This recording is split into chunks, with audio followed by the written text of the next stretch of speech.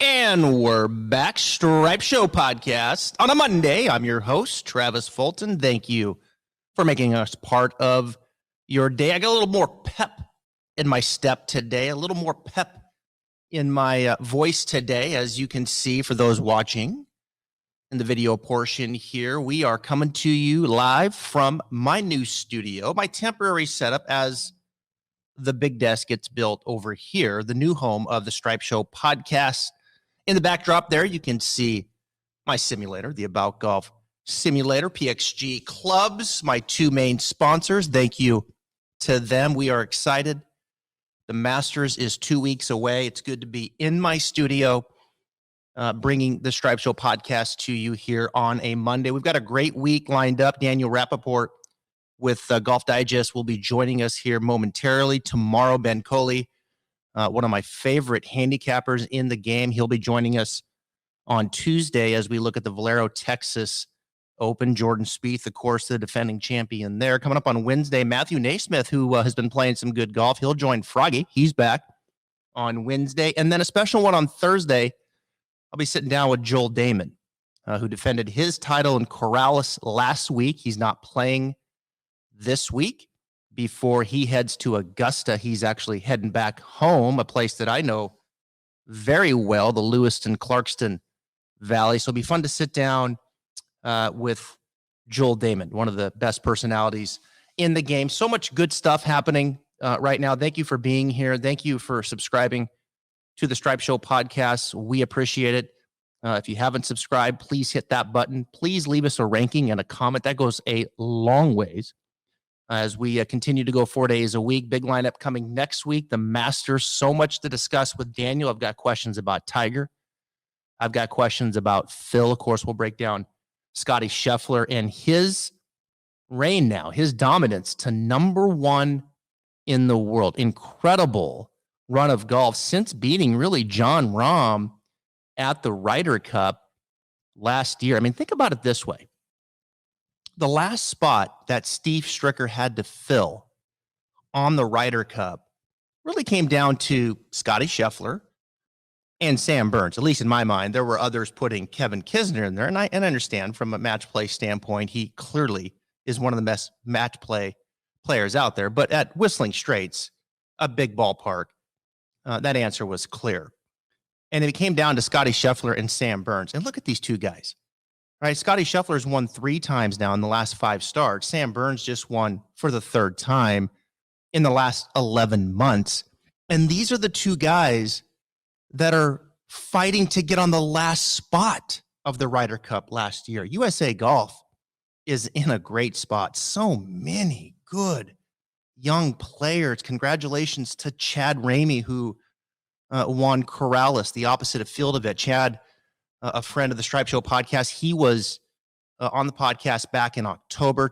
Trevor Werbelow, who I know from Arizona, did the show, the PXG College Showcase a couple years ago. Got to know him.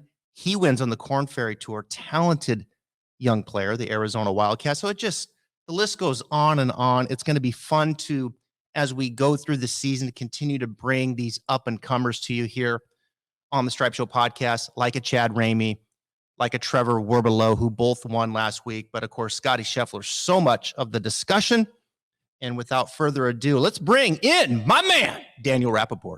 And joining me now, Golf Digest at Daniel_Rapaport, the one and only, sitting there up bright and early. I'm sure plenty of storylines to work through here. And Scottie Scheffler might be like number 2 or 3 on the list after winning his 3rd event on the PGA Tour in 5 starts. Daniel Rapaport, how you doing, buddy? Thanks for joining me. I'm well. I'm good. Last time we spoke, I got COVID the next day, and I have a cold right now. So something about this podcast brings out the worst in my physical body, but I'm happy to be here regardless. Just whatever you do, just don't slap me in the face. Okay, I won't slap you in the face, I promise. You could say whatever you want about my fiance, and I will not be slapping you. All right, fair enough.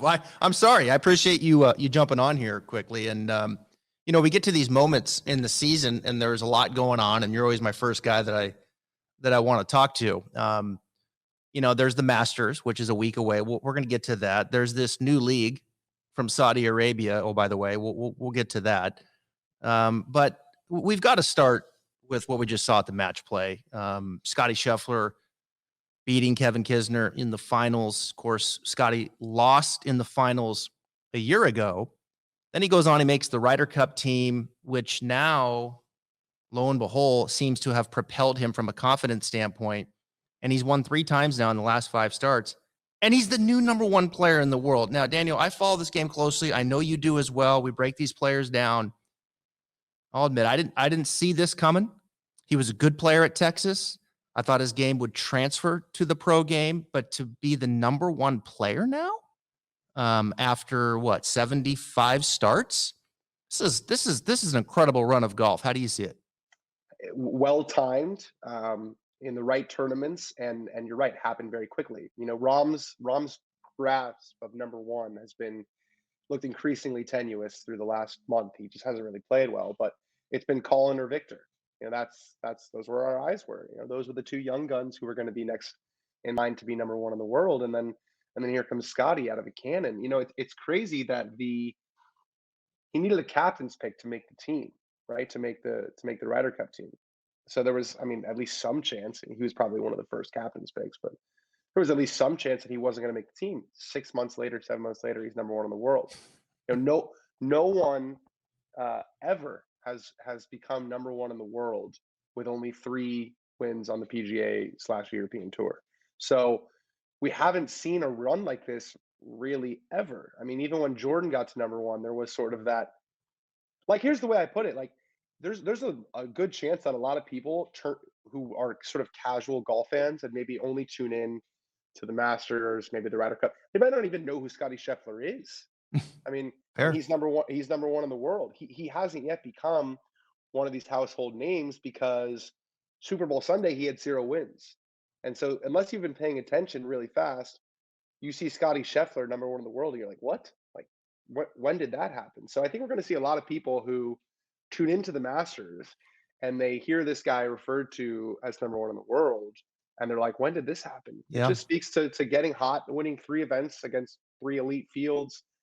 And I think, the stat about no one becoming number 1 after only 3 wins, it really just shows you how good he was before he won. He finished second in a bunch of big tournaments. He's been really solid in the big events. So yeah, it does feel weird to see him above everybody else. Yeah, you mentioned the Ryder Cup. I talked about in the intro before I brought you in, the last spot in the Ryder Cup, in my mind, came down to Scheffler or Burns. I was pushing for Burns. Some were pushing for Kisner too because he's a good match player. But at Whistling Straits, I don't think that was the fit.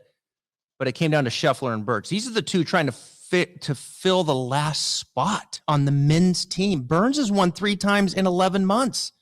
Scheffler's won 3 times in 5 starts.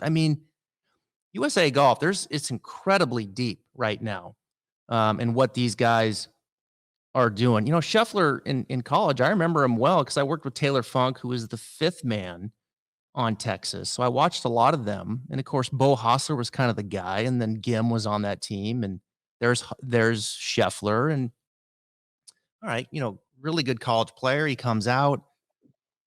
I talked with his coach, Randy Smith, on the podcast. And my question was Scheffler I knew he was a great driver of the ball, long, accurate. You can see that, a lot of comparisons to Greg Norman with his footwork, all that. I think he's an underrated short game player, really crafty around the greens. I think he's a good putter. He's become a great putter now since the switch that he made. My question was he an elite iron player? Was he an elite iron game player? We know strokes gain approach is important. It's turning out that he is. He's been really dominant with his irons. And what impresses me, Dan, when I watch him play, is he can send it up in the air to the stratosphere with his irons. There's not many guys that can do that. He has the frame and the swing to do that. He can hit those really high towering mid to long irons.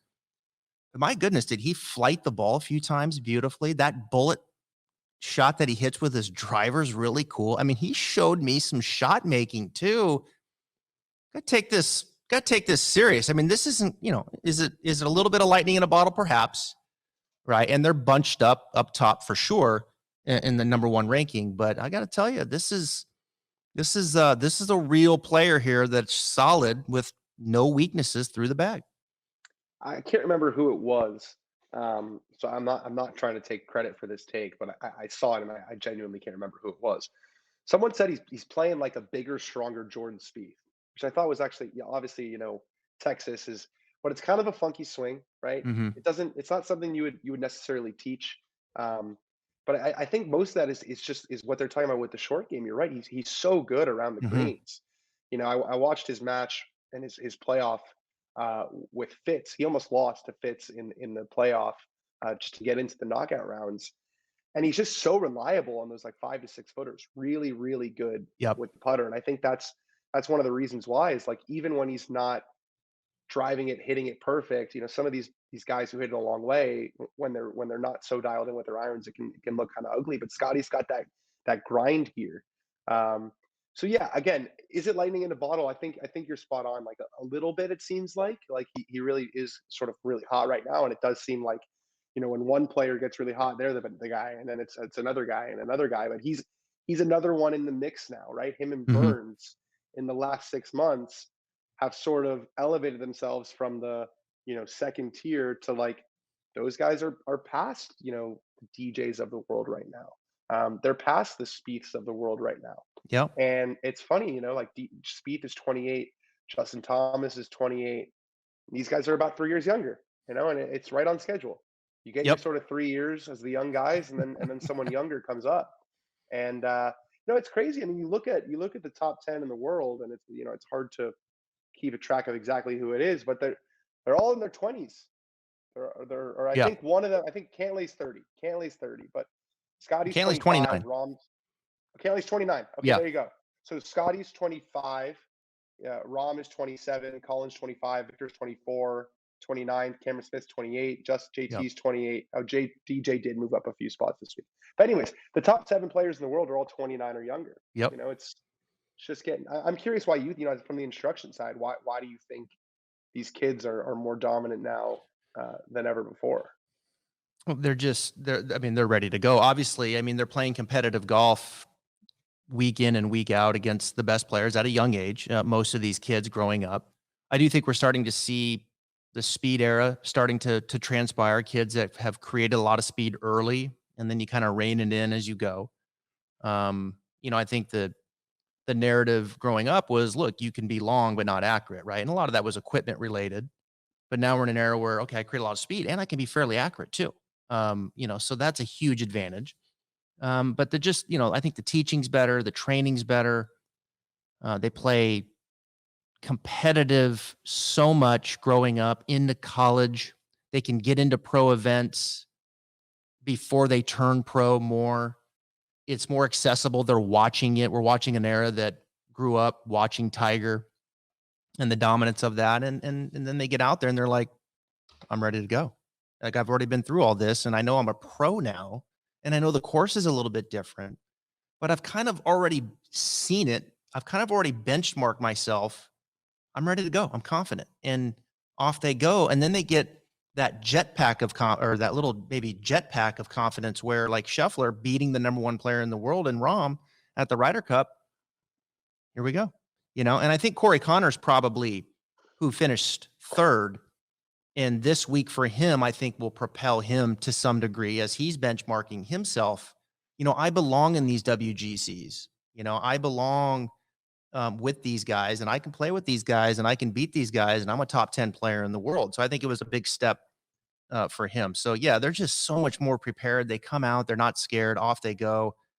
In the distance era, when you can hit it out there 305, 310 and you're relatively consistent, that's a big deal. And as I sit here and I think about Scheffler, I have to think about Teddy Scott, who lives right here, who's one of the best caddies out there. Is Ted Scott like the greatest businessman in the world?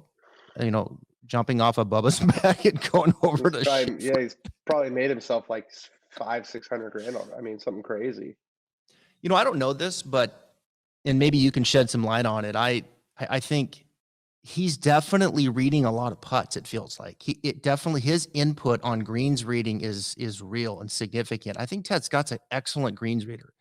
And, when you can get that input and then as a player, you have to make the decision. Like when you're getting that right and you're as pure as you are with your putting stroke, it just you can see it. I mean, it seems like Scheffler made just so many putts, perfect speed, like right in the center. I mean, it didn't catch the lip. It was right in the center with the perfect speed. Now, of course, he's used to that course. He's seen it. But I'll finish with this with Scheffler. He wins. People forget after the Ryder Cup, I mean, he almost won Myocoma. He almost won Houston, where he finished second. When he won Phoenix, to me, Phoenix was all about the driver and the putter. I mean, he was dominant with the driver, just nuking it in the desert, made a lot of putts. All right. Then he goes to Arnold Palmer. To me, that was more about his iron game. He actually lost strokes with his driver.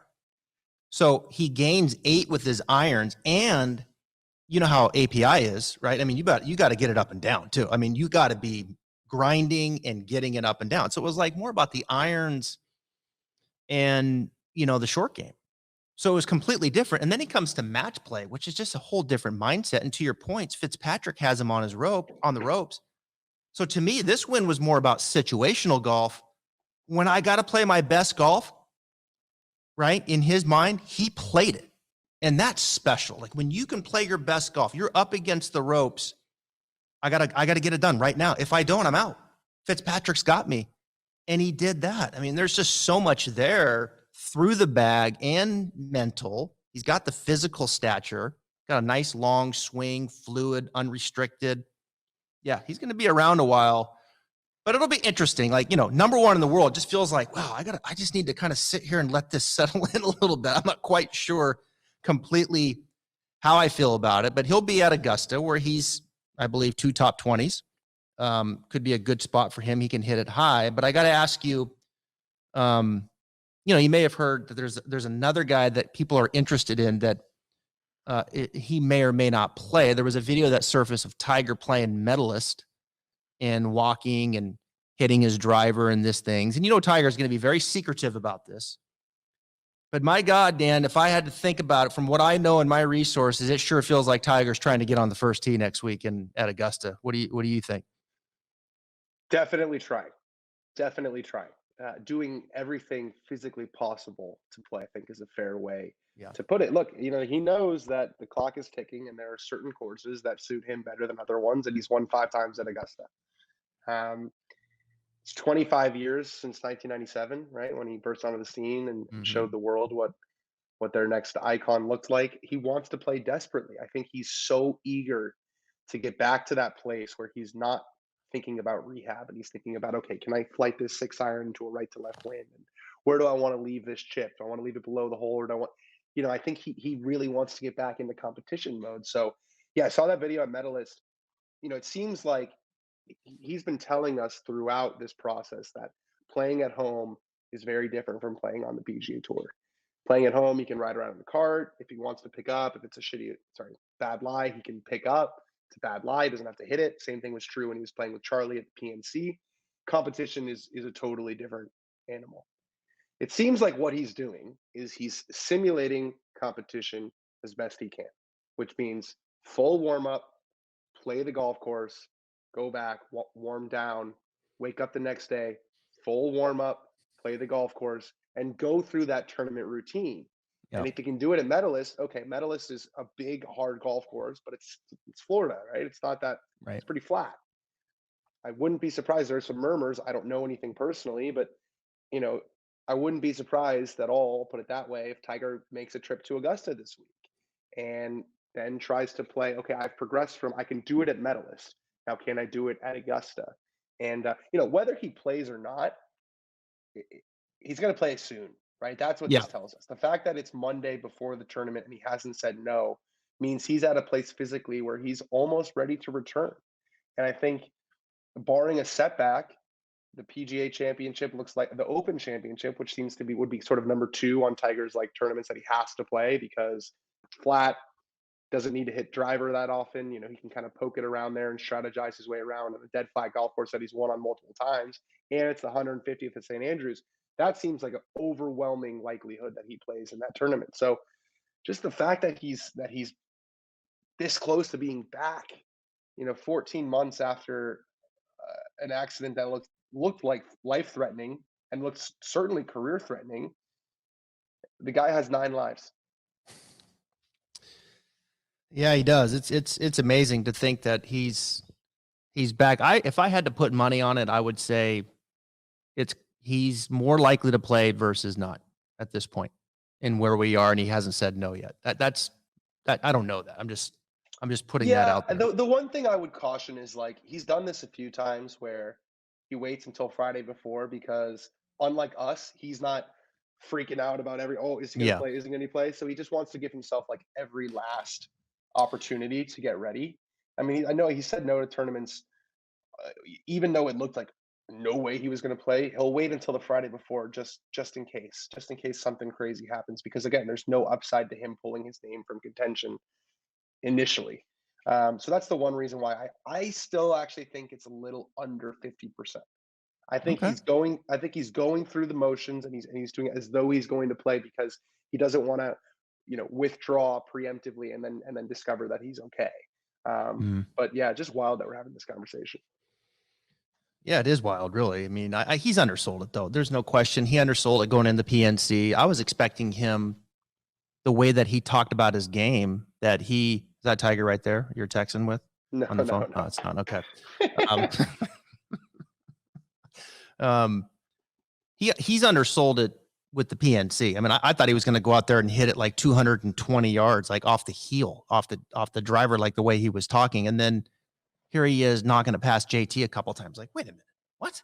Now, granted, he was in a cart. I get that, but he's definitely undersold it. All right, so I'm on the 60% he's going to play, and you're on the 40%. Is that fair? Yeah, I just think, like, with Tiger, he doesn't drop news unless he feels like there's something worth sharing.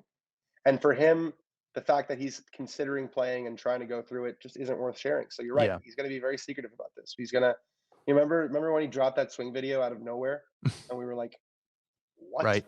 Like, no one knew that he was doing that. That's what's going to happen with this. He's going to tweet probably on Friday, either I'm playing the Masters or, looking forward to the Champions dinner and being on site, but I'm not going to be able to play. So, I mean, it's potentially got the biggest media coverage in people that are going to be on site, with Hideki as the past champion, right? With all the Japanese media. And then Tiger, if he comes back, I mean, this thing is going to be off the chart, and we'll have to wait and see. We know one person that's not playing is Phil Mickelson. Where's Phil? We haven't heard from him. Do you know? I don't. I bet you he's skiing somewhere. I actually don't know. I mean, everything, you hear a bunch of things about Phil. He's, there's some issues in his private life, whatever that might mean. I don't know. I thought Pat Perez's statement, I think it was at Phoenix. I can't quite remember. No, it was in LA. It was in LA. I remember now. Where he said, Phil's going through a lot at home right now.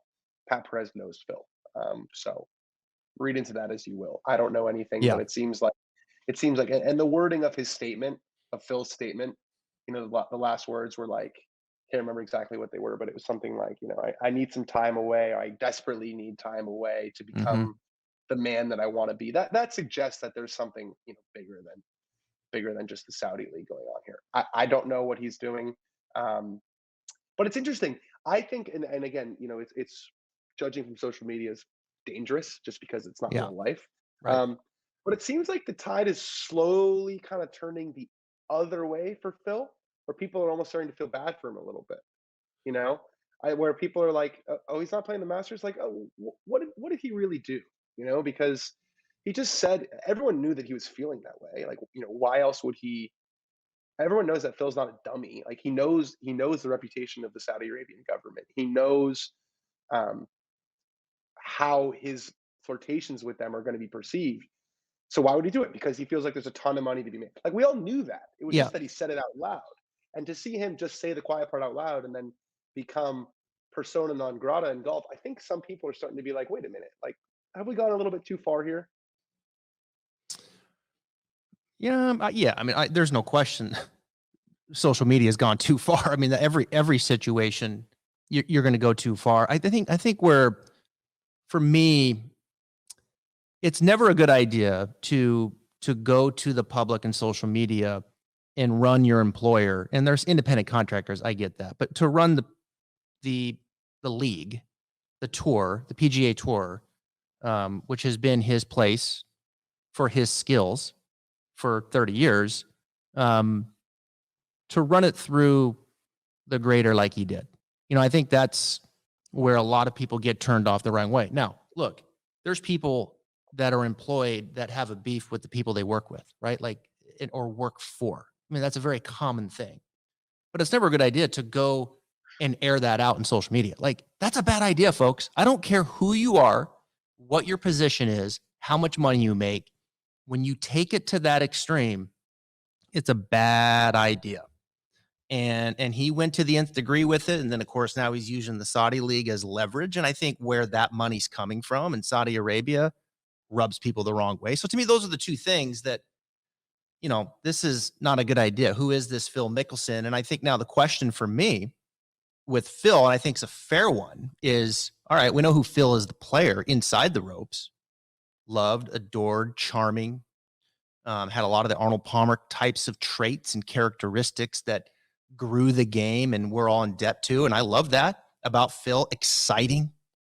Moved the needle a little bit. He wasn't Tiger, but he was the second most popular player and best player because he had the personality and the charm to go with it. But I think the question now is, through all this, all right, who's Phil off and outside the ropes? And some of that's none of our business. But who is he? How close are they? Is this an act that we're seeing inside the ropes? Or is this really how he is? Or is he someone very different? And I think those are fair questions too. Yeah, and I think Alan Shipnuck's book is going to shed a lot of light on those questions. That was the book, obviously, where the Saudi comments were excerpted from. And so Alan's book is coming out in a couple months. I'm sure there's going to be a lot of attention on it because he's been diving into this for the last couple of years. Mm-hmm. He knows Phil. They go pretty far back, and I know he's been digging and talked to a lot of the people who are close to Phil, and then finally got Phil himself. So I think it's going to be an illuminating picture of him. I think one thing that's interesting is that you mentioned sort of the dynamic with Tiger. Back in the day, in the 2000s, and even before that, Tiger was kind of the singularly focused, Yep. kind of cold, unflinching, sort of shut off to the public guy, and Phil was the nicer, softer, sweeter alternative. It's kind of flipped now. No question. Tiger is like everyone's favorite player. He's the father. He's the one who's out there smiling. He's a sentimental favorite, and Phil has become this sort of like shadowy figure now with the Saudi stuff. It's just funny to see how the public perception of those two seems to have flipped. I miss Tiger, and I think everyone misses Tiger for the most part. I don't think everyone's going to miss Phil if the roles were reversed.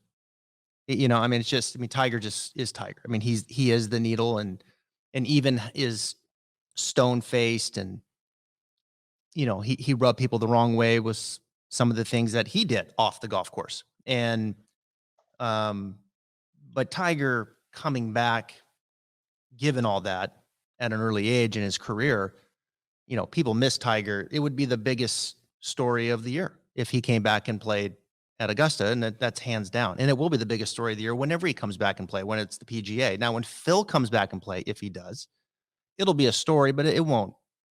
I'm not sitting here missing Phil, and I like Phil and appreciate what Phil did on the golf course. I do, but I think it's just a different feeling for me as the player coming back. And I think also, given what I talked about with Phil and what he's done outside the ropes, and the questions now are, who are these guys? Are they the same inside and outside? And I think Shipnuck's book will continue to bridge that gap. But when you talk about Phil, of course, the Saudi league, that's what you think of now, and when I read his statement, I thought it felt like to me, Daniel, that he's already been paid. That's what it felt like to me. And I don't know that. Definitely seemed like he was apologizing to the Saudis more so than the PGA Tour.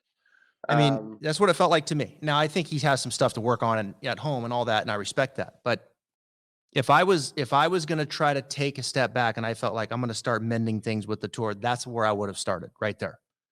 But he didn't. He didn't even mention them. So why is that? I mean, yeah, he mentioned Liv, didn't he? I think he did mention Liv. Never even mentioned the tour. Look, there's clearly a really, really deep beef. He was involved in starting the league. It wasn't just it wasn't just, oh yeah, I listened to that proposal. Like, he was involved in starting the league. Yeah. That's, as far as leagues go, that's insurrection. I mean, that's sort of the chief flaw, the one thing you can't do. And I think Jay Monahan's statements at the Players, where he said, the PGA Tour is focused on legacy and not leverage. That was right at Phil. Mm. And I think Jay's interview with Mike Tirico and with us too, when we had him in the press room, he didn't give the impression that he wasn't suspended. I'll put it that way. We said, Jay, if he was willing to play, would he, like, if he wanted to play, would he be able to play? And Jay was like, well, you know, he withdrew on his own accord. We never got to that point. And then Mike Tirico asked him, said, hey, if he wanted to play, would he have been here? And Jay pauses for like 10 seconds and he's like, we never got to that point. Like, if he could have done a better job if he wanted to give the impression that he wasn't suspended. Yeah. He could have done a better job. He could have said, yes, of course, like, we've had our differences, but Phil be welcome. He's a member of the PGA Tour. This is our flagship event. Like, of course he would have been able to play, but he didn't say that. So I mean, what do you have I'm to do not to get suspended? I'm not saying he is or he isn't, but Jay Monahan either wanted to give the impression that he was suspended without saying he's suspended, or did a really bad job of giving the impression that he's not suspended. Yeah, the bus has already left. I mean, it really has. And, Phil's going to get left behind. And, Phil's not Tiger. He knows that. And his time is limited too, as well. And he doesn't have the injuries that Tiger has. And we've seen Phil compete and win the PGA. There's just a lot to digest there that's come to the surface so quickly with him. But to your point, you're spot on how their perception, I think, publicly has reversed. And look, it's not too late for Phil to come back and I think start to mend some things. But the reality is he didn't do that in his statement. In fact, I thought he just continued to align himself with the Saudi League, which brings me to my last question. Norman was making the media tour with a lot of podcasts and whatnot.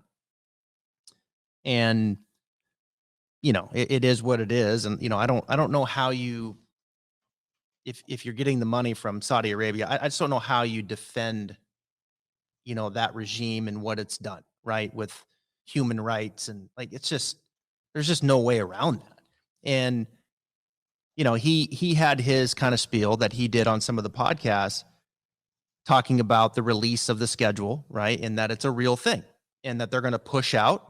And it seems like the number's 30 that they're looking for to come over and play for a whole lot of money, a whole lot of money. And they're going to force the hand of the tour, of course, PGA Tour, to say no to these players. You can't go playing them.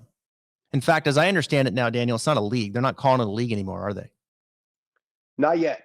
No. Okay. They're very careful with what they call it, and Yeah, it's all, we're headed to court. we're headed to court. Yeah, but I think that language is part of that. It's not a league. It's just it's an opportunity. We're just giving them options. There you go. Yeah. We've been on a railroad track for court for 2 years. Yeah, that's where this thing is headed up. But the schedule's out there. Starts in June. Right. It doesn't become an issue until someone commits and the tour says no. Right. And that's when this is going to go to court, because a whole bunch of guys ostensibly are going to say, I'm in for this. Yep. I'd like to play. The PGA Tour is going to say, sorry, we have an event that week. This is in the US. It's not happening. And then they're going to get sued. And that's what's going to happen. And so we'll see. If the PGA Tour feels good about its legal stance, Live Golf Investments say they feel good about their legal stance. Yep. This has happened once before. The PGA Tour won. So we'll see. We'll see. I mean, that's what we've been saying for 2 years, but we're finally inching toward actually seeing. So no players to this point have committed. Now I saw on Kevin Na's, his little shirt there, he had the Saudi Arabia League, right? Or play Saudi Arabia logo. Golf Saudi, I think it's called. Was it Golf Saudi? Yeah. Yeah. It's like the official company of Saudi Arabian golf. Kevin Na, man. He's like that dude. I mean, a year ago, lecturing DJ, after a putt that he assumed that he was going to get, and Kevin didn't give it to him, and he was talking to him like he was a 12-year-old and saying, this is, hey, give me, I was like, what, man? Don't lecture me. DJ, like, get away from me. And then here we are this year. He's got the place Scottie. I mean, he's scared, man. He gets out there and, I mean, at least I view it as his name's been thrown around as maybe someone that is looking to go there. There's been others, look, this is not the only podcast that has shed light on this. We had Kramer Hickok on, a while back, and he was talking candidly about it. And then Shipnuck came out with Phil's stuff. And I mean, all this stuff, look, there's going to be a player that's going to commit. I feel that. I do. I just feel like there's going to be look at maybe one of these older guys, 47, 48, 49, where it's like, look, I'm at the tail end of my career. And yeah, I'm going to go play for it. Look at Lee Westwood. I mean, Lee Westwood on Twitter has been hammering my colleague and other journalists about the Saudi stuff. He's clearly sort of like laying the foundations for justifying the move. He said in Dubai, I think it was, that he'd already signed an NDA. And he said last year in Florida that if at his age someone offered him some preposterous sum of money to play golf, he would take it. So yeah, I mean, I think there's going to be multiple guys who go over. Well, even Kokrak came on the podcast, a while back and talked about it, that he said, yeah, I'm I want to retire at a young age. I want to go make a lot of money. So there's been guys that have been open about it. And I just feel like, like you said, it's going to court and someone's going to make the leap. Now, whether 30, we'll have to wait and see, right? We're going to have to wait and see. I mean, Norman's probably going to have to tee it up. That's what Rory said. Yeah. Well, they'll fill it out. I mean, there's a ton of guys who aren't on the PGA Tour who would take it in a second. Right. It's just a function of whether they want to invite those players. All right, Valero Texas Open this week. Jordan Spieth won it last year. Charlie Hoffman finished second. Speaking of names that have been associated, Matt Wallace finished third. Matt Wallace has kind of lost his game. Matt Wallace, I've seen him hit some wild golf shots this year. He's struggling. All right, buddy. Good stuff. Good catching up on all this. Have a great week.